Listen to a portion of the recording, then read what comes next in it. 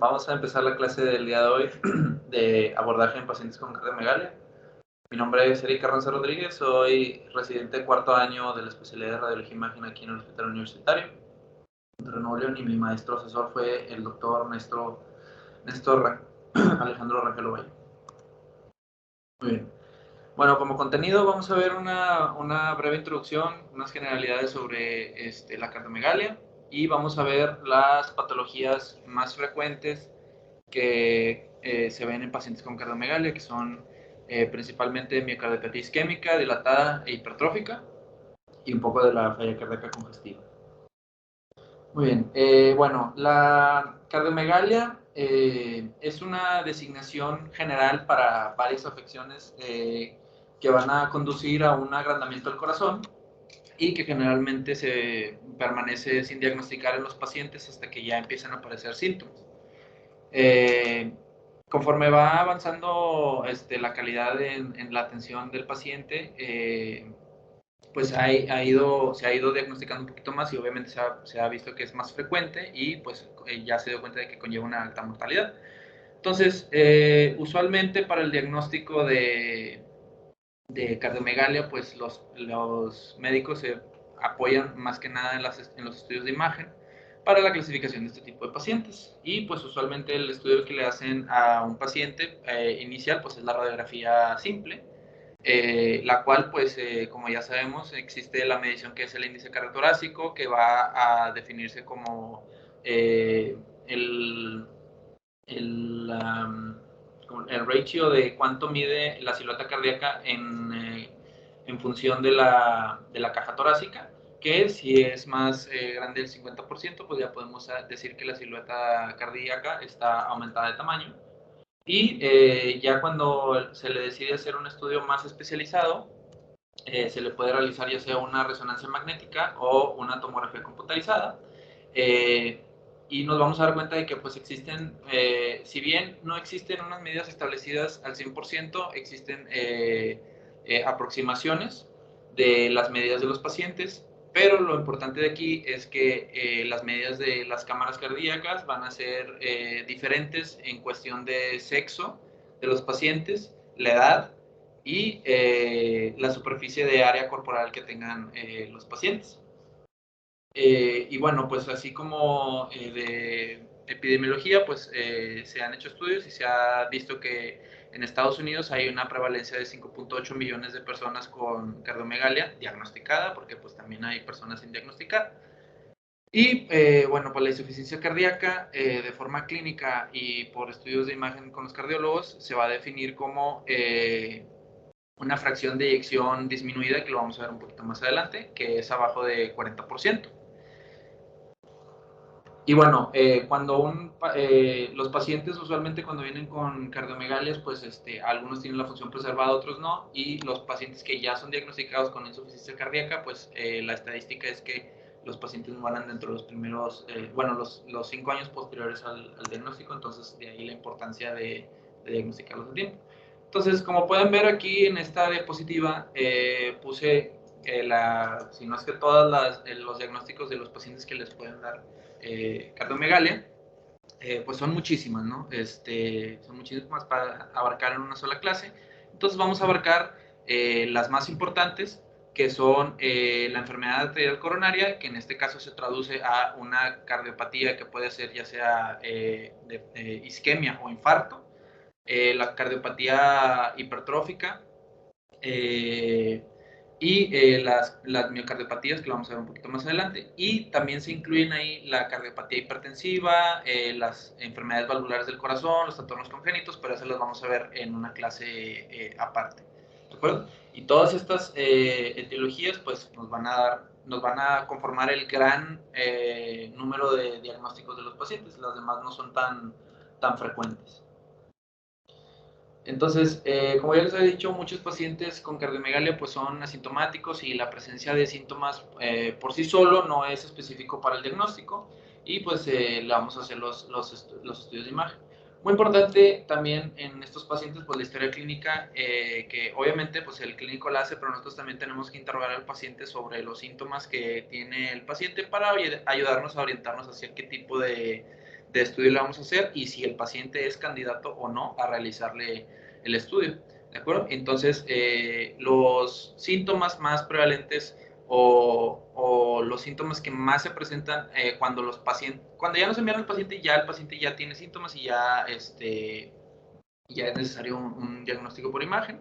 Entonces, usualmente pues se presentan con dificultad respiratoria, ya sea dependiendo de la gravedad de la situación, si es en esfuerzo o en reposo, también empiezan a tener ortopnea o disnea paroxística nocturna y también edema periférico, distensión abdominal, palpitaciones, sensación de dolor precordial, que se traduce en angina de pecho. Y aquí les puse una pequeña tabla de la clasificación de la NIHA o la NYHA sobre el estado funcional de los pacientes con disnea o con insuficiencia cardíaca, mejor dicho, que se divide en grados del 1 al 4. Entonces, el grado 1 pues, es un paciente sin síntomas a la actividad física y sin limitación a ninguna de sus actividades. El grado 2 pues, son síntomas durante la actividad física extenuante, con una ligera limitación. El tipo 3 pues son síntomas que durante la actividad física que es menos de la ordinaria ya empiezan a tener una dificultad marcada que los pacientes todavía se pueden recuperar o se sienten cómodos estando en reposo, sin embargo cuando empiezan a moverse pues ya empiezan a tener los síntomas. Y el grado 4 es cuando ya los pacientes tienen una limitación severa y ya ni en reposo pueden mejorar sus síntomas. Bueno, para el diagnóstico de los pacientes, la pura cardiomegalia, pues empezamos con el índice cardiotorácico, que pues es muy fácil de calcular, se hace mediante una radiografía posterior anterior y vamos a dividir el corazón en dos mitades y vamos a medir la medida máxima hacia la línea media. Vamos a sumar estas dos medidas y le vamos a sacar un cociente en función de la caja torácica y vamos a sacar el porcentaje de ese cociente. Y si está arriba de 50% en adultos, pues ya podemos decir que es cardiomegalia, ¿verdad? Y muy importante, también podemos orientar mediante la radiografía hacia qué tipo de crecimiento de cámara cardíaca puede tener el paciente, ¿verdad? Por ejemplo, aquí tengo dos radiografías. Si se fijan, la morfología o la orientación de las cámaras cardíacas es muy distinta una de la otra. Una tiene un crecimiento de las cámaras cardíacas, bueno, del ventrículo izquierdo, mejor dicho, el cual pues se va a manifestar con un desplazamiento en sentido lateral y hacia la izquierda, en caso de que el corazón esté en su sitio habitual. Hacia la izquierda y el ápex igual de la misma forma, a diferencia del crecimiento del ventrículo derecho, el cual va a elevar el ápex cardíaco y nos va a dar esta forma de bota característica. También, aunque no es tan común, también nos puede orientar hacia el crecimiento de las aurículas y los ventrículos, ¿de acuerdo? Entonces, en el agrandamiento de la aurícula, se va a aumentar el borde derecho del corazón y en el crecimiento de la aurícula izquierda, pues nos va a dar un signo que se llama el signo de la doble densidad, que lo habíamos visto, del lado izquierdo, ¿no? También podemos ver otros signos, el cual se le denomina la cefalización de la vasculatura pulmonar, el cual se define como una marcada o visualización de la circulación pulmonar apical, haciendo una comparación de la circulación apical con la circulación basal, ¿verdad? Entonces, si usualmente son del mismo calibre o es más pequeña la apical. Entonces, si están aumentadas de tamaño, pues ya podemos decir que tiene datos de cefalización y pues otros datos como las líneas B de Kerley, ¿no? Por tomografía computarizada, vamos a ver que hay dos tipos de mediciones de las cámaras cardíacas. A los estudios que más nos enfrentamos nosotros, pues son usualmente los estudios que no son coordinados con el electrocardiograma, o sea, los no gatillados. Entonces, existen mediciones que recomienda un artículo de la RCN, que ahorita les pongo la tablita, en el cual pues vamos a hacer una estimación de las medidas cardíacas con el eje completamente axial para decir si tiene un crecimiento selectivo o no de las cámaras cardíacas. Entonces, podemos medir los ejes máximos de las aurículas, de los ventrículos en su eje largo y en su eje corto, ¿verdad? Y dar una aproximación de si están aumentados o no. Entonces, esta es la tablita que les decía. Esta tablita es utilizada en estudios no gatillados, o sea, en los estudios que nos enfrentamos día a día en el paciente internado, en el paciente de emergencias, ¿verdad? Y estas son las medidas que les decía, ¿verdad? No pretendo que se las aprendan ahorita, pero pues aquí les dejo la tabla por si algún día la necesitan, ¿verdad? Y estas son las otras medidas que les decía en los estudios gatillados o coordinados con el electrocardiograma, ¿verdad? ¿Qué significa esto? Que nosotros, el ciclo cardíaco, pues ya sabemos que tiene la sístole y la diástole, el complejo QRS, ¿verdad? Entonces nosotros lo que en los estudios coordinados, pues vamos a tomar un corte o vamos a adquirir el estudio, justo cuando el corazón está en diástole o está en relajación, para saber el diámetro máximo de la cámara la cual vamos a medir, ¿verdad? Como pueden ver aquí, pues son muchísimas medidas. Lo que quiero que sepan o que entiendan de esta tabla es que pues cada cámara cardíaca tiene su propia medida y su propia, pues sí, caracterización individual en sentido de la masa o de la superficie corporal del paciente, y pues es importante caracterizarlas cada una, pero la que más me interesa que se lleven pues es la del ventrículo izquierdo, porque es la que más se describe, la que más patología va a tener en cuestión de cardiopatía, ¿no? ¿Y qué necesitas para sacar eso? Bueno, se necesita, muy importante cuando roten en el cardio, se necesita el peso y la talla del paciente. No. En todos los estudios, peso y talla. Ajá, bueno. Tengan peso y talla en todos sus estudios, principalmente conmigo y en pediatría. Me ha tocado que de niños les pregunto el peso, pero no tienen la talla. Exactamente. Entonces, peso para que empiecen a hacerlo como parte de su práctica, cuánto pesa y cuánto mide. Exactamente. Y pues en los pacientes pediátricos, obviamente, para el cálculo de dosis de radiación que se le va a dar al paciente. Y bueno, pues la resonancia magnética es la otra modalidad de imagen que es una de las mejores que tenemos actualmente, que pues como ya sabemos, la resonancia magnética tiene una excelente resolución espacial y resolución para los tejidos blandos. Y lo ventajoso de esto es que en los estudios de resonancia magnética nosotros orientamos en sentido de qué ejes vamos a agarrar para evaluar al paciente, entonces se estandariza la medición de las cámaras cardíacas y pues todos podemos llegar a un consenso para decir si está agrandado o no. ¿De acuerdo? Y aparte también en los estudios de resonancia magnética también podemos hacer otra secuencia que se llama la secuencia de cine, que ahorita se les voy a mostrar, que muestra como un pequeño video de un ciclo cardíaco en loop para ver la motilidad de las paredes del corazón. ¿De acuerdo? Entonces, como pueden ver aquí, son secuencias de resonancia magnética en T2, entonces podemos ver cómo fácilmente podemos determinar si hay un crecimiento de la pared ventricular o auricular, ¿verdad? Pero principalmente ventricular, si tienen infartos o no tienen infartos, que vamos a ver un poquito más adelante. Y esta es la secuencia que yo les decía, la secuencia de cine, que pues es muy bonita. Vemos cómo tiene una excelente resolución espacial y inclusive podemos ver la dinámica del flujo de la sangre. Podemos ver la sístole, la diástole, valorar la contracción ventricular, valorar el cierre de las válvulas cardíacas y los tractos de salida de los ventrículos hacia ya sea la circulación pulmonar o la circulación sistémica. Y pues este es un ejemplo que vamos a ver un poquito más adelante de un paciente en el cual, si observan aquí, al momento de hacer la contracción ventricular, se supone que se tiene que cerrar la válvula. La válvula y aquí podemos observar cómo se ve un jet de regurgitación, además de que al momento de contraerse el ventrículo, la valva medial de la válvula mitral se está yendo hacia el tracto de salida del ventrículo izquierdo y pues está causando aquí una turbulencia, ¿no? Y también se evalúa la contracción del ventrículo, las paredes inclusive podemos hablar si tienen una disinesia, una asinesia, etcétera, ¿no? Lo vamos a ver un poquito más adelante. Entonces, comenzando con la falla cardíaca congestiva, pues también es conocida como una insuficiencia cardíaca congestiva o simplemente una insuficiencia cardíaca.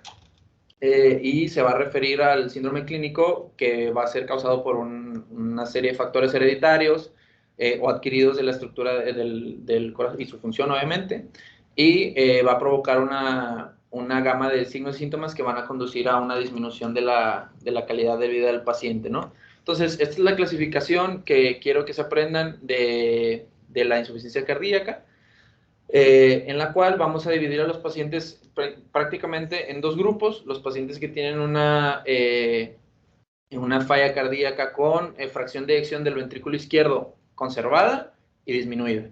Entonces, hay varias clasificaciones.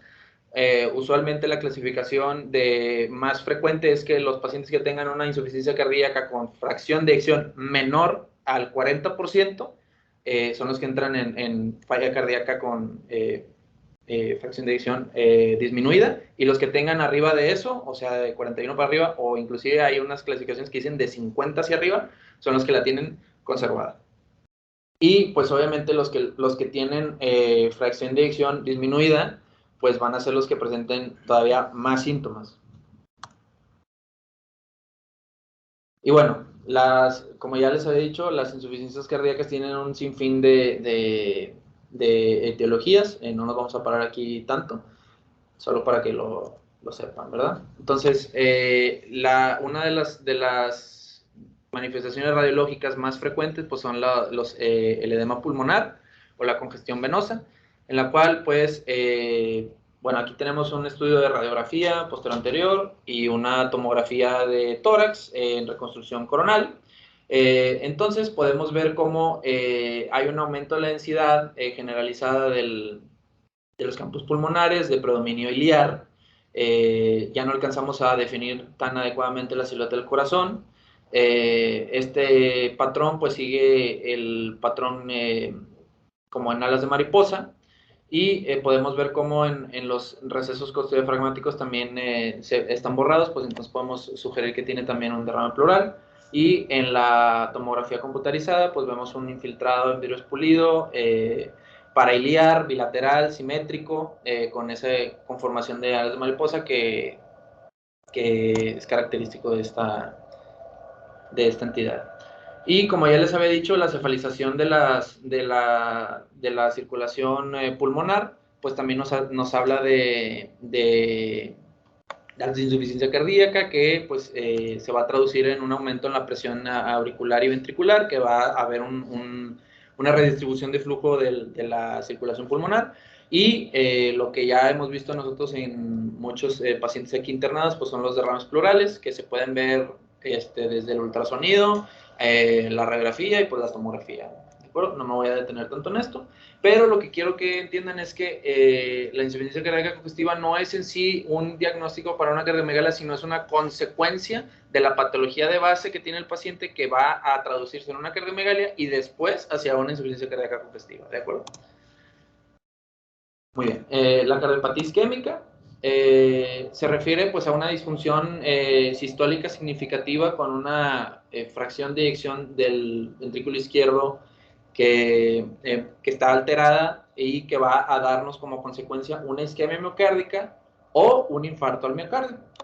Que, bueno, ahorita vamos a ver la diferencia entre los dos, y me interesa que sepan que la miocardiopatía isquémica es una de las causas más frecuentes de adelgazamiento de la pared ventricular y pues obviamente de una insuficiencia cardíaca en los pacientes adultos.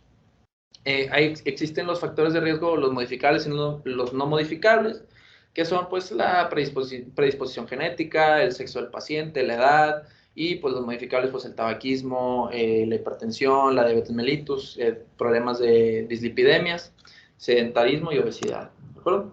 Entonces, la diferencia entre la isquemia y el infarto del miocardio, pues la isquemia se va a referir como un desajuste en el suministro suministro y demanda de oxígeno, ¿no?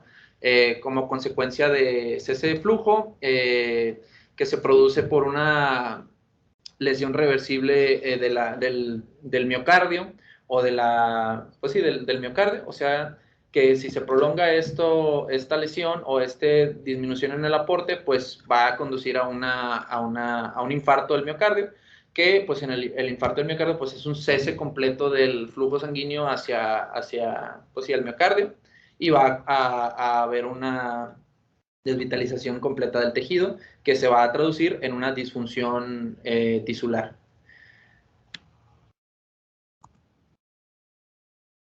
Y bueno, pues va a haber una cascada de cambios metabólicos inflamatorios estructurales que va a conducir a una remodelación del ventrículo, en este caso el que más se afecta pues es el izquierdo, y va a haber una disfunción contráctil. Primero va a empezar con pues el cese del suministro de oxígeno, después va a haber una inflamación del miocardio, y posteriormente va a haber una disfunción microvascular y un remodelado miocárdico funcional para tratar de reparar el daño que tuvo ese tejido. Por consecuencia va a tener obviamente una función distinta y va a dar fenómenos que se van a traducir como aturdimiento, hibernación del miocardio y finalmente fibrosis del miocardio, que lo vamos a ver más adelante. El diagnóstico, aún no existe un consenso general respecto a la definición específica para el diagnóstico, pero se utilizan varios criterios, los cuales son, primero, una disfunción ventricular izquierda diagnosticada ya sea por ecocardiograma, por electrocardiograma, por resonancia magnética, la que sea, acompañado de uno o más de los siguientes puntos, que es un infarto previo o una historia de revascularización coronaria, una estenosis de las arterias coronarias de más del 75%, ya sea en el tronco principal izquierdo o en la arteria descendente anterior izquierda, o una estenosis luminal mayor al 75% en 2 o más arterias coronarias. Aquí les pongo dos estudios. Este es un estudio de tomografía, de angiotomografía coronaria, en la cual vamos a ver los efectos de perfusión en la pared miocárdica, y esta es una imagen de la vasculatura coronaria, con proyección de máxima intensidad. Entonces vemos cómo esta zona hipodensa corresponde con el territorio del ramo intermedio del corazón. Aquí vemos cómo tiene no se alcanza a ver el paso del medio de contraste, y vemos cómo está completamente adelgazado. Entonces tiene una estenosis de más del 75% que condicionó esta patología. Entonces, por tomografía, la tomografía en sí no es utilizada específicamente para detectar el infarto del miocardio, sino para detectar si ese infarto del miocardio es causado por enfermedad arterial, enfermedad ateromatosa coronaria. Entonces, como les había mostrado anteriormente, este estudio es idóneo para la detección y caracterización de las placas ateromatosas de las arterias coronarias, para definir el grado de estenosis que tiene las arterias coronarias, y si tienen datos de riesgo esas placas para complicarse, ¿no? Que ya lo vimos en la clase del doctor Mario, en la clasificación de CARATS. Pero también se puede utilizar la valoración de los realces tardíos, que se utiliza más en la resonancia magnética, para evaluar el tejido. ¿De acuerdo? Entonces aquí tenemos igual dos imágenes de tomografía. Esta es en una vista en 4 cámaras, y están 2 cámaras en eje corto o en eje largo. Entonces vemos una zona de hipoperfusión a nivel de la pared lateral. Y muy importante que cuando nosotros vemos un defecto de perfusión, digamos, el espesor o qué tanto abarca de la pared miocárdica, para decir si es mayor o menor del 50%. Ahorita vamos a ver por qué es importante. Y como les había dicho, la angiotomografía coronaria es perfecta e idónea para propiciar información sobre la etiología del infarto, si es enfermedad coronaria, una disección coronaria, una anomalía de las arterias coronarias, algún origen anómalo, y además para demostrar los efectos de perfusión como lo vimos anteriormente. Entonces aquí vemos cómo se pueden caracterizar las placas ateromatosas, si son calcificadas, si son mixtas, si son no calcificadas, si tienen algún dato de complicación, etcétera, ¿no? Entonces era el caso que les ponía anteriormente, que hay una zona donde no está pasando el medio de contraste a través del ramo intermedio y el defecto de perfusión transmural de la pared lateral del ventrículo izquierdo. Y también se puede utilizar para evaluar las complicaciones o los cambios morfológicos que tiene el ventrículo con el paso del tiempo, ¿no? O sea, un infarto crónico, ¿no? Entonces, se puede traducir en un adelgazamiento de la pared de la cámara que está afectada. No es exclusivo aquí, esta imagen no es exclusiva, o sea, puede tener un infarto aquí, aquí es donde se adelgaza. En este caso tuvo un infarto en el ápex y tiene un adelgazamiento de la pared y un aneurisma a nivel del ápex. O puede presentar una metaplasia o infiltración grasa hacia el miocardio y puede tener estos cambios en la densidad, que se ve aquí una línea hipodensa con densidad de grasa. Entonces podemos decir que ya tienen infiltración grasa, o sea, datos de un infarto crónico. O inclusive puede haber, aquí tenemos otro ejemplo, adelgazamiento de la pared, aneurisma y calcificaciones, como se puede ver aquí también, ¿verdad? Entonces no solo es cambios grasos, sino también depósito de calcio en la pared afectada. ¿Y la complicación? Pues que el disfunción, bueno, y puede también, como tiene alteración en la motilidad, pueden tener formación de trombos, ¿verdad? En las zonas afectadas. Y bueno, la resonancia magnética, pues es el estudio idóneo. Entonces, el papel de la resonancia magnética en el infarto al miocardio, pues es primero el diagnóstico de si sí es o no es un infarto al miocardio y diferenciar si es un infarto agudo o un infarto crónico. O sea, determinar la edad, por así decirlo. Entonces, vemos que para el diagnóstico de si es agudo o crónico, pues es el mapeo en las imágenes de T2, que en las imágenes de T2, cuando se ve hiperintenso, podemos hablar de que es algo agudo.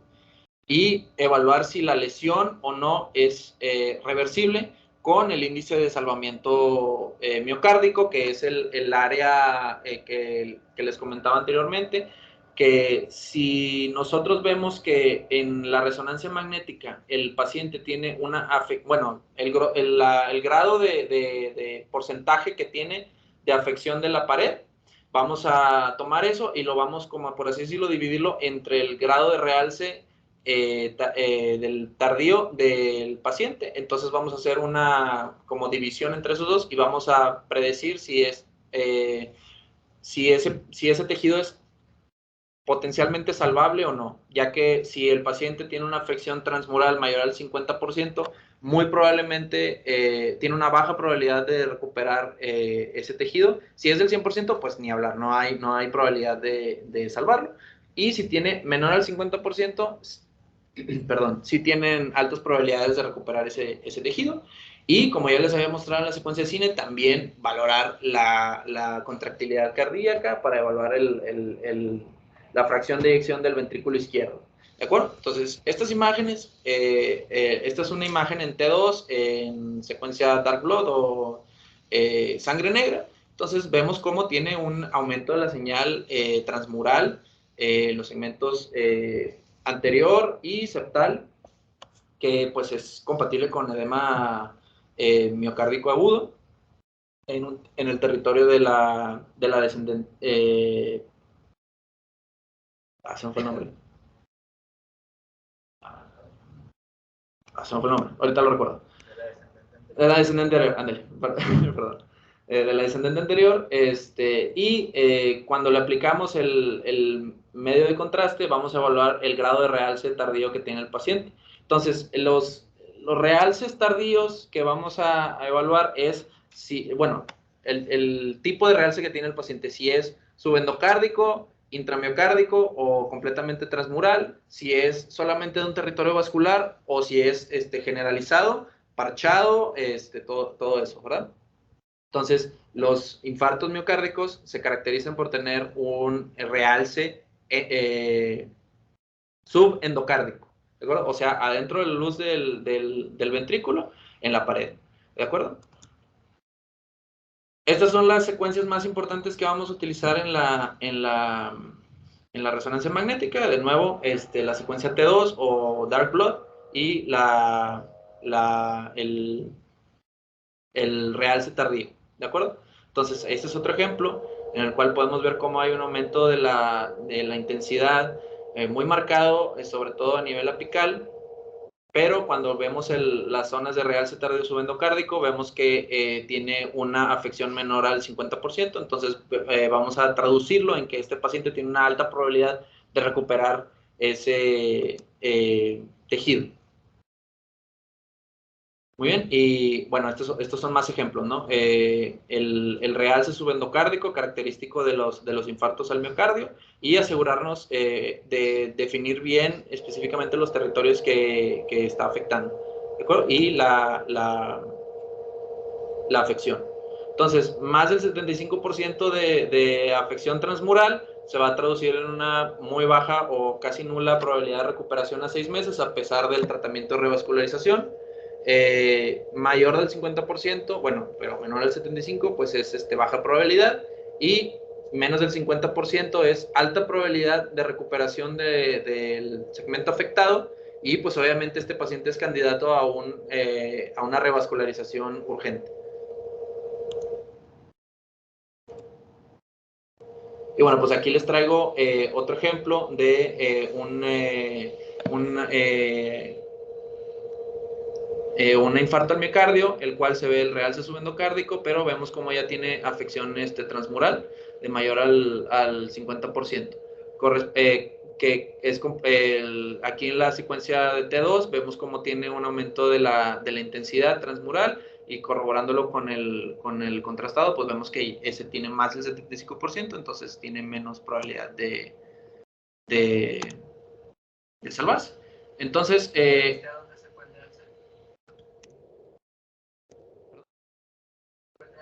sí, que se va hacia la pared del ventrículo derecho también. Exactamente, sí, se me olvidó mencionarlo. El derecho también puede verse afectado. Y bueno, esta es una secuencia de cine que lo utilizamos también para evaluar la contractilidad cardíaca. Entonces, hay unos fenómenos que pueden presentarse en estos pacientes, que uno de ellos es el aturdimiento, el cual pues se traduce como una disfunción miocárdica postisquémica que va a persistir aún y cuando al paciente ya se le haya hecho revascularización. Entonces, aquí podemos ver hay buena contracción de la pared anterior, pero hay una hipocinesia de la pared inferior, ¿de acuerdo? A pesar de que al paciente ya se le haya hecho la revascularización. Y como en pues un poquito feo, pero bueno, en los infartos crónicos, pues se va a traducir igual que en la resonancia, que en la tomografía, como un adelgazamiento de la pared ventricular, y pues una alteración en la morfología y en la función, ¿verdad? Entonces, igual, de la misma manera, aquí observamos un adelgazamiento de la pared y un aneurisma de la pared lateral del ventrículo. Y bueno, esta es una imagen en 3 cámaras y esta es una imagen en 2 cámaras. Igual aquí este paciente se le aplicó el medio de contraste y vemos cómo tiene realce tardío del transmural de la pared, con adelgazamiento y formación de un aneurisma. Miocardiopatías, bueno, las miocardiopatías son un trastorno del miocardio que es estructural o funcionalmente anormal, y que tiene la característica de que hay una ausencia de causas de disfunción cardíaca ya sea enfermedad de las arterias coronarias, hipertensión, enfermedad valvular, cardiopatías congénitas, etc. Entonces es una afección inherente del miocardio, que se puede dividir en primarias y secundarias, que la primaria es limitada principalmente al miocardio y las secundarias pues son trastornos sistémicos, ¿no? Ya sea el lupus, la dermatomiositis, la artritis reumatoide, y las enfermedades que son limitadas principalmente al miocardio, pues la displasia ritmogénica del ventrículo derecho, la miocardiopatía hipertrófica, la dilatada, la restrictiva, etc. Entonces vamos a ver una de las más importantes, que es la dilatada, que se va a definir como una dilatación del ventrículo. Bueno, casi cuando hablamos de miocardiopatías dilatadas, pues nos vamos a referir casi exclusivamente al ventrículo izquierdo, porque es el que se ve más afectado. Entonces es una dilatación de la cámara del ventrículo izquierdo, con una fracción de eyección, una función sistólica disminuida, o sea, menor al 40%, y va a haber una ausencia de enfermedad arterial coronaria, y condiciones que predispongan a una sobrecarga de presión crónica. Y pues obviamente pues el origen es no isquémico, ¿de acuerdo? Entonces, pueden haber muchas causas de esta patología. Pueden haber muchísimas causas de esta patología, pero pongan atención en que aquí no pusimos ya la enfermedad isquémica, solo son no isquémicas, y las principales, pues, bueno, como pueden ver, son muchísimas, ¿de acuerdo? Entonces quiero que mejor se lleven este cuadrito, que pueden ser idiopáticas, familiares, o sea, de trastornos genéticos, y el resto, pues, pueden ser por drogas, ya sea por alcohol, u otras drogas, y enfermedades virales. ¿De acuerdo? Entonces, por la tomografía principalmente no va a ser para evaluar al paciente con miocardiopatía dilatada, sino para excluir, como ya lo habíamos dicho, una enfermedad arterial coronaria, ¿de acuerdo? Entonces, que sea, pues, obviamente obstructiva. Entonces, ya que evaluamos al paciente que no tenga alguna afección coronaria, que no tenga placas ateromatosas o que tenga alguna disminución endoluminal, también podemos evaluar la morfología del corazón. Entonces observan cómo tiene una dilatación del ventrículo izquierdo. Sin embargo, observen que no puede o no estar adelgazada las paredes, ¿de acuerdo? Entonces es una característica muy importante. A diferencia del infarto del miocardio, cuando ya tienen un infarto crónico, se adelgaza un segmento o el territorio vascular afectado, y en este caso pues no se afectan las paredes del ventrículo. Y aquí la resonancia magnética pues va a ser lo más idóneo para evaluar a estos pacientes. Entonces hay una medida para el ventrículo izquierdo que lo vamos a medir al final de la diástole, y si el paciente tiene unas medidas arriba de 55 milímetros, se va a medir más o menos a nivel del tracto de salida del ventrículo izquierdo, y una fracción de eyección disminuida, o sea, menor al 40%, ya podemos hablar de una miocardiopatía dilatada. Y a la posterior a la administración de contraste van a tener un realce tardío, pero si se fijan, el realce tardío en estos pacientes va a ser muy distinto al de la isquemia, ya que la acumulación del gadolinio va a ser intramural y no subendocárdico.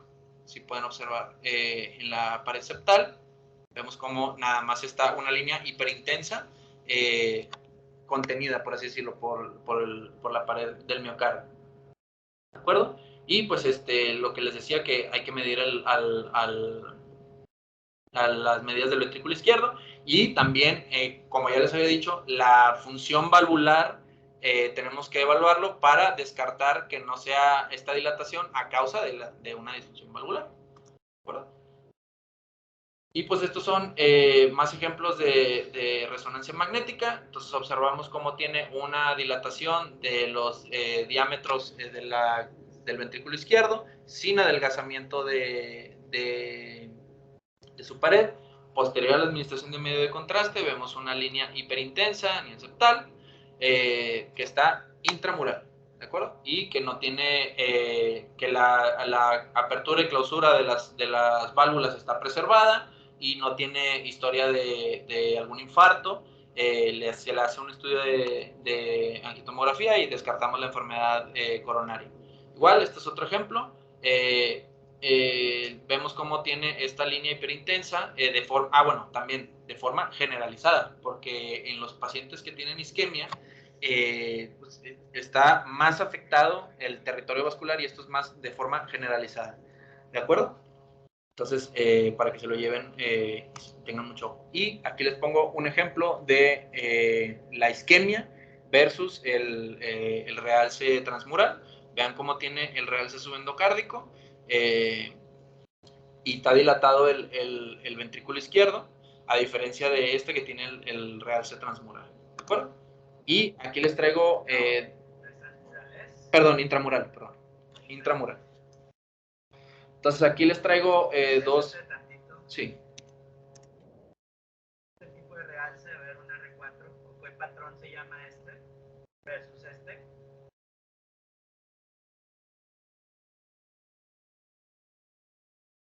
Este que sigue un territorio arterial, usualmente va de endocardio o endocardio.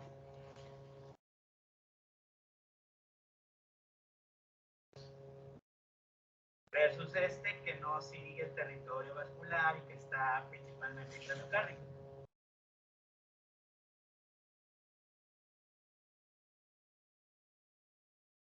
¿Qué versus no?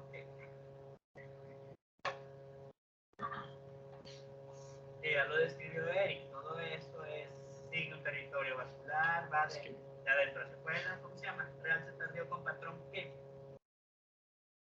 Isquémico. ¿Okay? ¿Y cuál es la definición de esos? ¿La definición de isquemia? No, la definición de un realce tardío con patrón isquémico. Pues que ese tejido tiene cese de... No, ya lo dije. Pues que sigue un territorio vascular. Ok, ¿y? Y va de, pues de la luz hacia afuera. Del endocardio hacia afuera. ¿Okay? Entonces, si este es isquémico, este patrón intramiocárdico sería un patrón ¿qué? Pues no isquémico. No isquémico. El patrón isquémico puede ser subendocárdico y puede ser de qué otra forma, ya lo dijo. Transmural. Transmural. Y el patrón no isquémico, ese es más variado. ¿Qué patrones no isquémicos conocen aparte de este? Que pues que sea difuso, generalizado o parchado. Parchado O intramiocárdico o ¿cuál te falta? Pues difuso. ¿No? ¿Cuáles son las tres capas del miocardio? Pues pericardio, miocardio y epicardio. Digo, epicardio, miocardio y subendocardio. Ya tienes el realce del endocardio, ya tienes el realce del miocardio como tal, o del medio. Pues ¿Cuál te falta? Epicardio. ¿Ok? Entonces, uno es el realce isquémico, otro es el realce no isquémico. El realce no isquémico es el más variado, con todos los que dijo Ernesto. Y pues usualmente el isquémico puede ser subendocárdico, puede ser subendocárdico, transmural y nomás para que los aterricen. Entonces, nomás hay dos sopas: isquémico versus no isquémico. El no isquémico usualmente se asocia a todas las miocardiopatías. Pues sí, a las miocardiopatías per se, que ya les dije la definición.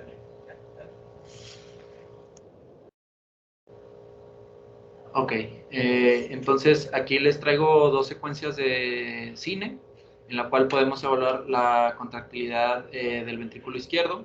Entonces podemos ver cómo la apertura y la clausura de la válvula mitral está preservada, no tiene jets de regurgitación. Perdón. El tracto de salida del ventrículo izquierdo está normal, o sea, no tiene alguna estenosis o algo que lo esté obstruyendo. Y ya se descartó la enfermedad coronaria en este paciente, entonces vemos cómo tiene una dilatación dilatación del ventrículo izquierdo, entonces puede ser compatible con una miocardiopatía dilatada. Y vemos cómo tiene además tiene un poco de adelgazamiento lateral inferior, así como en el ápex, y tiene una disinesia de las paredes ventriculares. Bueno, sí tiene aquí un poco perdón, se me olvidó decirlo, tiene un poco de regurgitación mitral leve, pero no es lo que está condicionando la patología de este paciente. Aquí porque es la, ¿cómo se llama? Esta regurgitación. ¿Por qué creen que sea? O sea, es secundaria a su miocardiopatía, pero ¿por qué? ¿No? ¿Ruptura del músculo papilar? No. ¿Sí? No. ¿Por qué creen? O sea, ¿qué creen que está haciendo este ventrículo dilatado? No se está contrayendo, entonces no la puede cerrar. ¿Qué? Sí. ¿Y qué más? Pues como no se contrae, no ejerce la fuerza para cerrarla, entonces por eso estaba. ¿Alguien más quiere elaborar esa respuesta? Quizás sea que pues, por la afección que tiene ese músculo, pues hay una hipocinesia, no se está moviendo de la manera adecuada, ubiquicinesia. No, ¿alguien más? Una dilatación secundaria del anillo valvular. Acuérdense que el ventrículo no está solo. ¿Ok? Se dilata aquí, se dilata el anillo y pues se dilata, hace que las valvas no hagan coaptación adecuada. ¿Ok? Más porque hace rato dijiste que, pues, o sea, aquí esta es secundaria a todo esto. De hecho, es una complicación que debemos mencionar cuando veamos ser un dilatador. Sí. Ok, muchas gracias. Y ya para terminar, la miocardiopatía hipertrófica, que cuando hablamos de esta patología nos estamos refiriendo casi exclusivamente al ventrículo izquierdo. Entonces es un tipo de miocardiopatía que se define por una hipertrofia ventricular izquierda que no puede explicarse de otro modo por una enfermedad cardíaca o enfermedad sistémica y es la principal causa de muerte súbita en bebés, en adolescentes, en adultos jóvenes. Hay un pequeño predominio por el sexo masculino y se presenta en uno de 500 pacientes en población general.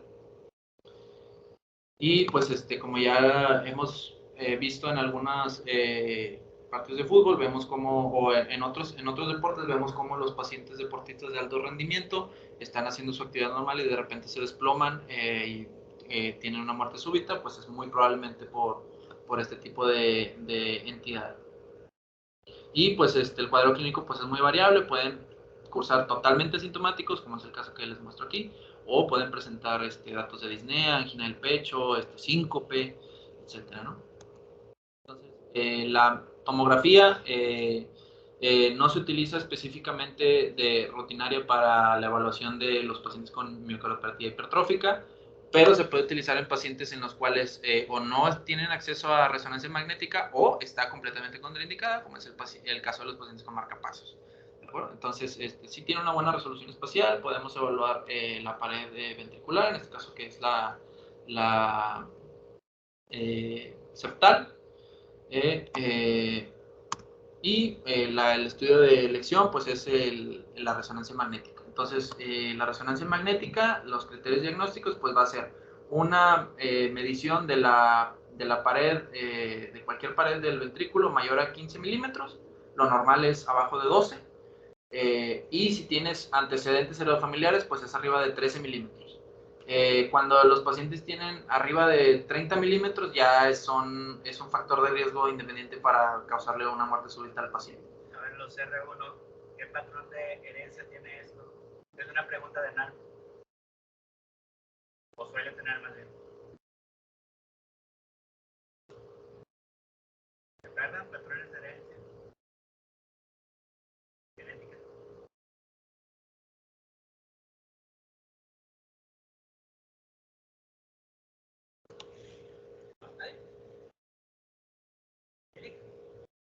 Tengo entendido que es recesivo dominante. Autosómica dominante. Autosómica dominante. ¿Se acuerdan? Autosómico, ligado al X, todo eso. Dale. Ok. Dominante. Gracias. Entonces, la afección usualmente en estos pacientes va a ser del... Okay. La afección de estos pacientes usualmente va a ser en el tabique interventricular y tienen varios tipos de distribución de la hipertrofia miocárdica. Puede ser simétrico o asimétrico, que el asimétrico va a ser el más frecuente. que va a ser la afección aislada del ventrículo, del tabique interventricular en un 70% de los pacientes. Pero también puede tener una afección generalizada, que lo vamos a ver ahorita en los patrones de afección. Y bueno, como este patrón de hipertrofia está muy cerca del tracto de salida del ventrículo izquierdo, va a tener una morfología sigmoidea. Entonces va a causar una alteración en el flujo del tracto de salida que si está acompañado de una clausura inadecuada de la válvula mitral y que ¿cómo se llama la paredcita? Bueno, la válvula, la porción medial se vaya hacia el tracto de salida, va a causar una condición que se llama SAM, que es Systolic Anterior Movement o movimiento sistólico anterior, que va a causar una estenosis o una obstrucción del tracto de salida del ventrículo izquierdo y va a causar todavía más repercusión en el paciente. ¿Qué es la flechita esa? Es la valva medial. Anterior, perdón. Anterior. Perdón.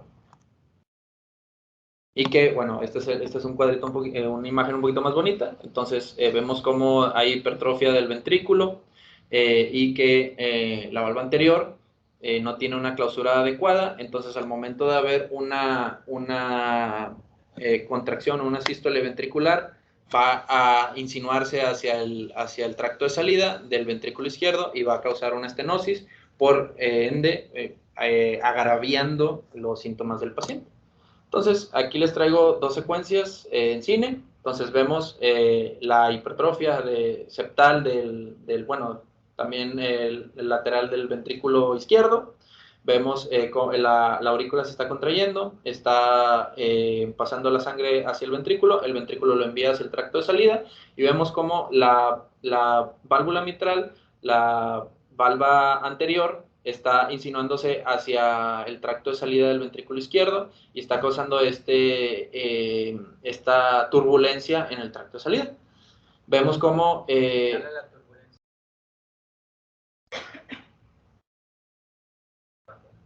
Bueno, aquí también. Negrito. Ahorita pongo la de fase. Y bueno, en la imagen de dos cámaras, vean cómo la porción hipertrofiada tiene menos contractilidad que la porción que no está tan hipertrofiada. Vean cómo se contrae mejor un miocardio que está en su grosor normal, y la porción hipertrofiada casi no se mueve, está más rígida. A ver, póngale atención. Perdón, disculpe. Es que no. Atención a esto. A ver. Yo me lo reproduzco otra vez. Sí, ahí va. Ahí está. Póngale atención a eso, míralo un segundito, 2 segunditos. Lo tengo en una... ¿Es una comparativa? Sí, A ver, pon la comparativa. tengo una más lento. Esto. No, pero quiero que vean. Regresa. Ahora dale a las 3 cámaras de la dilatada. La dilatada. Vamos a tener que regresar un poquito. No tengo la comparación de los dos. Regresa a la dilatada.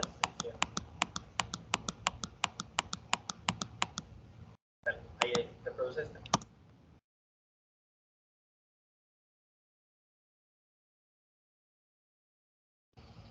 ¿Qué es lo que esta imagen no tiene comparado con la otra?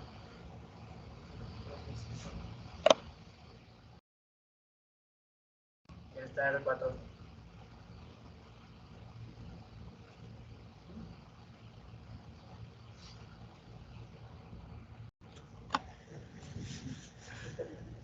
Mike, a ver qué es lo que tiene ahí o qué es lo que no tiene. Así nomás, ¿qué es lo que te acuerdas de la otra imagen? Con la comparación aquí vemos que la pared no tiene una hipertrofia de las paredes del miocardio. Sí, pero quiero que te fijes aquí en el tracto. ¿Qué le faltó que no? Aquí en esta parte.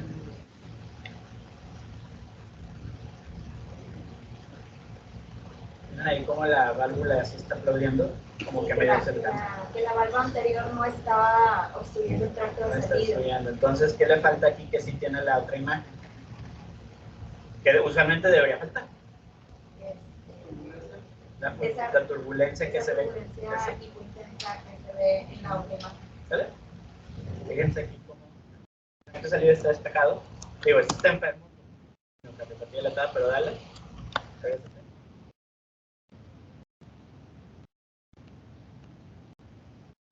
¿Ya ven? La sangre debe de fluir así, sin esas turbulencias normalmente. Entonces, ven aquí como la válvula como que no se va, no cierra bonito, y aparte que no cierra, ven ahí cómo está.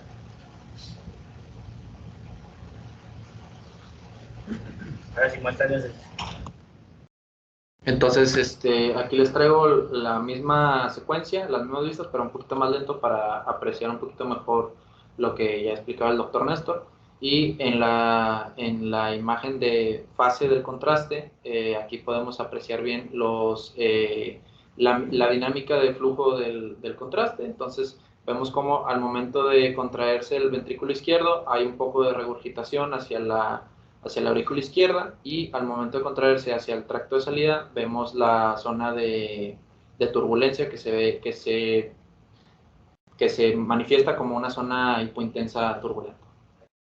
Oriéntalo nomás para que lo veas que es que. Bueno, este es el tracto de salida, que vendría siendo este de aquí, las paredes del ventrículo izquierdo, que serían estas, y la aurícula izquierda. Y aquí deberían estar las... Por arriba del tracto de salida está. ¿Cómo por arriba? ¿Acá? ¿Esta? ¿La del ventrículo? Esto. ¿La aorta? La aorta.